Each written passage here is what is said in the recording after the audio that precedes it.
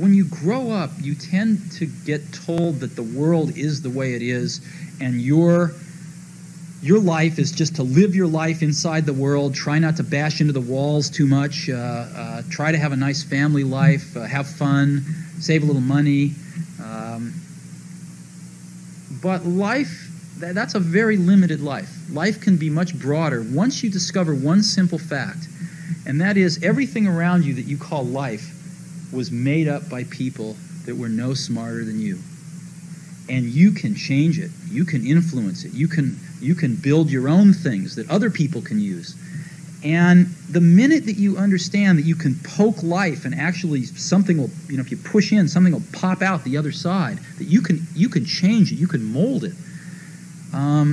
That's maybe the most important thing, is to shake off this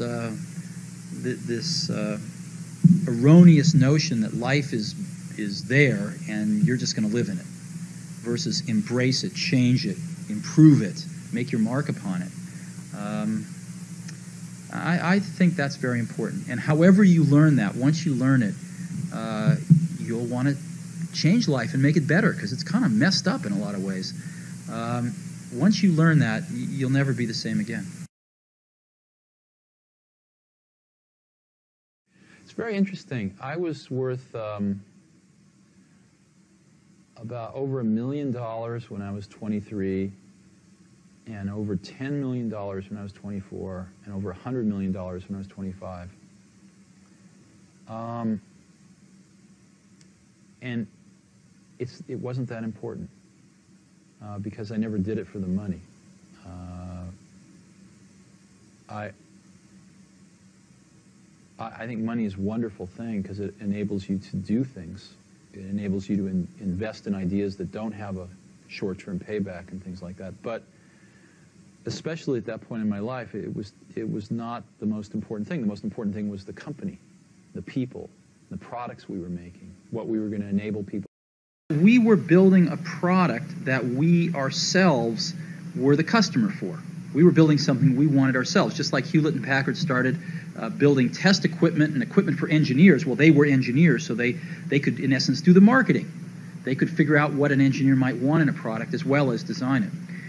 We wanted a computer, and we knew exactly what we wanted in a computer, so we could do the marketing as well as the engineering of that product. This changed later as we started selling to people that were different than us, but certainly in the first several years of Apple, we were selling to people that were just like us. And a lot of Silicon Valley companies have started that way.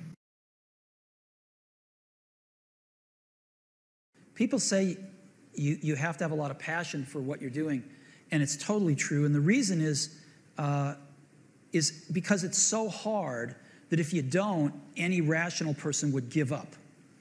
It's really hard, and you have to do it over a sustained period of time. So if you don't love it, if you're not having fun doing it, and you don't really love it, you're going to give up.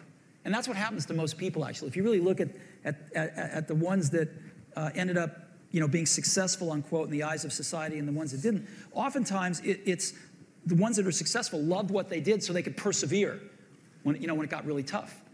And the ones that didn't love it quit.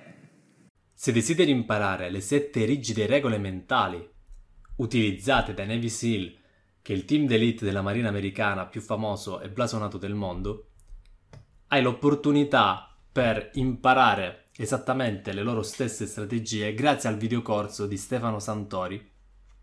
Trovi il link nella descrizione di questo video, si chiama Efficace come un Navy SEAL e ti insegnerà ad azzerare le scuse e a triplicare i risultati che raggiungi.